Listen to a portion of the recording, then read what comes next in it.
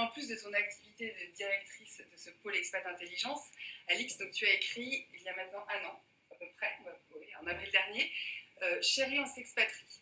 Alors, moi j'aimerais bien savoir pourquoi est-ce que tu as écrit sur l'expatriation et surtout sur le couple.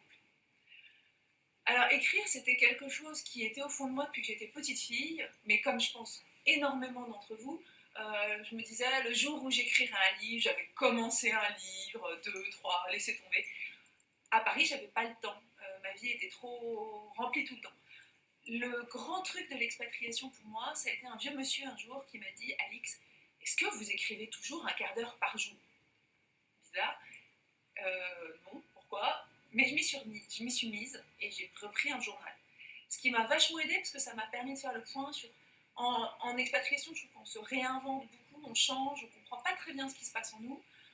On a un peu parfois l'impression qu'on a tout raté parce que ça n'a plus la même ligne, c'est en train de changer. Et du coup, le fait d'écrire, ça permet de faire le point. Et moi, ça m'a beaucoup aidé. Et en plus, ça a remis en marche toute une mécanique intellectuelle qui s'était un peu perdue parce que dans le boulot, en fait, on ne réfléchit pas des masses, on agit plus. Et du coup, je me suis remise à réfléchir. Et réfléchir notamment sur le couple. En me disant, nous, notre couple en expatriation, ça n'a pas été le couple de blonds qui réussit tout. On s'est pas mal disputé, on s'est pas mal. Enfin, il y a eu pas mal de moments un peu compliqués. J'ai vu des couples chez qui c'était encore plus compliqué, qui ont été jusqu'à la rupture. Et j'ai vu d'autres couples qui avaient l'air de s'en sortir plutôt mieux. Et je me suis dit, il faudrait que je les interviewe pour comprendre. Et en même temps, je ne voulais pas partir que de mon expérience à moi. J'ai lancé une grande enquête. On a eu plus de 3600 réponses pour objectiver ce que moi j'avais pensé. Et par exemple, j'ai vu que je pensais qu'il y avait pas mal de couples où c'était la femme qui était expatriée et l'homme qui suivait. Et je me suis rendu compte que c'est ce que j'avais envie de voir, mais qu'en fait, ces couples-là étaient encore ultra minoritaires. Voilà, le genre de choses qu'une enquête apporte, c'est des chiffres. Alors, tu parles de l'enquête, d'ailleurs, au passage, on va faire un petit coup de pub. N'hésitez pas à. Cette enquête est renouvelée cette année. Si vous allez sur le site Expat Communication, sur le blog Expat Value, vous pourrez trouver le lien pour pouvoir répondre à cette nouvelle enquête 2017. Et on a besoin de vos témoignages. Merci Blandine. En fait, ce livre, c'est pas un roman. C'est pas non plus que de l'enquête et que du statistique. C'est un peu un livre hybride, non? Complètement. En fait, mon objectif, c'était que mon mari, qui n'aime pas lire, puisse le lire jusqu'au bout. Donc, il fallait que ce soit hyper léger. Et puis, j'avais des choses profondes à dire sur qu'est-ce que c'est qu'un couple. En 2017, c'est compliqué, un couple. On a souvent des parents qui ont divorcé. On a envie de s'aimer jusqu'au bout pour la vie, mais on ne sait pas très bien comment faire. Mais ça, c'est des sujets vachement profonds, à la limite de la philo. La seule façon d'en parler, c'est d'être drôle et léger et de ne pas se prendre la tête, parce que voilà, les grands sujets, il faut être léger. Bon. Et puis, en plus, je trouve qu'il y a plein de trucs qui marchent bien. Moi, j'ai eu la chance d'avoir souvent des aides très précises. Par exemple, dans le livre, il y a des menus pour des dîners aux chandelles à faire à deux. Donc, c'est des choses que j'ai trouvées sur mon parcours qui nous ont vachement aidés. Je pense que si notre couple est solide aujourd'hui, c'est beaucoup grâce à ces techniques. Et ben voilà, il y a des menus pour des dîners aux chandelles, il y a des quiz à faire à deux. Alors là, attention, engueulade assurée, en tout cas chez nous. Mais en même temps, ça permet de lever plein de sujets. Et puis il y a Tante Sophie. Et puis il y a Tante Sophie, qui est un mélange entre ma grand-mère que j'aimais beaucoup et les trucs un peu ringards que j'ai pas envie d'assumer.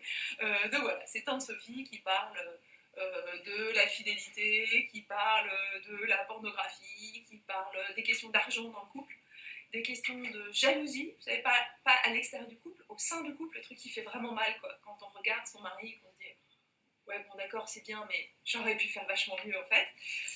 Voilà, c'est des poisons dans le couple, et Tante Sophie, elle est trop bien, parce que c'est elle qui va cacher les pieds dans le plat. Alors moi, ce que j'ai apprécié dans ce livre, c'est qu'au tout début, tu présentes différents profils de couple, et donc on peut tous s'y retrouver, qu'on soit en célibat géographique. Voilà, il y a différents modèles, le couple où les deux travaillent, où c'est nécessaire, où l'un travaille et l'autre suit son conjoint sans vouloir travailler. Donc je trouve que en tout cas, ça touche tout le monde. Juste, est-ce que tu peux nous expliquer comment tu conseillerais, est-ce qu'il faut le lire avant de partir? Est-ce que c'est pendant l'expatriation? Est-ce que... Moi, j'aurais tendance à dire que avant et pendant l'expat, voire peut-être même au retour, ça fait du bien. Oui, je pense que c'est une réflexion sur ce qui se joue dans un couple expatrié, donc c'est peut-être indispensable avant de partir. C'est ultra utile dans les moments où on ne se sent pas très bien en expat. Au retour, ça permet de relire l'expatriation. Même là, j'ai vu des femmes qui, leur couple était en train de se séparer, et le fait, au retour, et le fait de le lire, ça leur permet de mettre des mots pour en discuter avec celui qui va devenir leur ex, mais qui garde un rôle dans leur vie. Et je dirais, il y a même beaucoup de parents d'expatriés qui l'ont lu et qui m'ont dit ah ben maintenant, on comprend ce qui se passe chez nos enfants parce qu'on était un peu critiques, on voyait des choses un peu trop simplement et brusquement, on a compris ce qui se jouait chez nos enfants. Donc, c'est très large. En une minute pour clôturer cette interview, quel conseil tu donnerais en tant qu'auteur à nos membres Expat Value qui souhaiteraient se lancer dans l'écriture, en tout cas pour qui, voilà, qui se posent la question, qu'est-ce que tu dirais?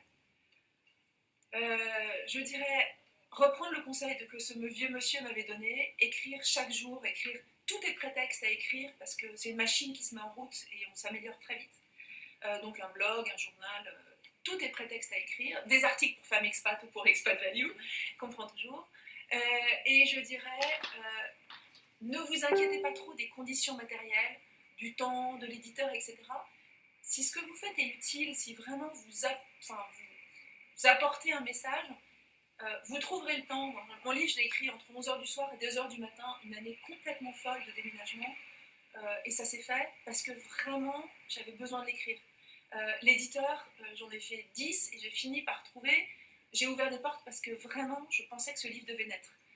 On a une énergie quand on écrit, comme quand on porte un enfant. Hein. On se surpasse, donc osez le faire. Et si c'est votre truc, vous y arriverez.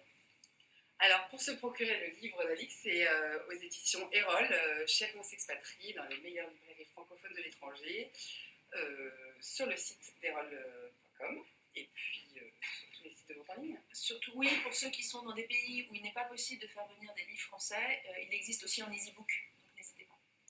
Voilà, et ben merci Alix. Si vous souhaitez poser vos questions, Alix sera disponible en live, en chat.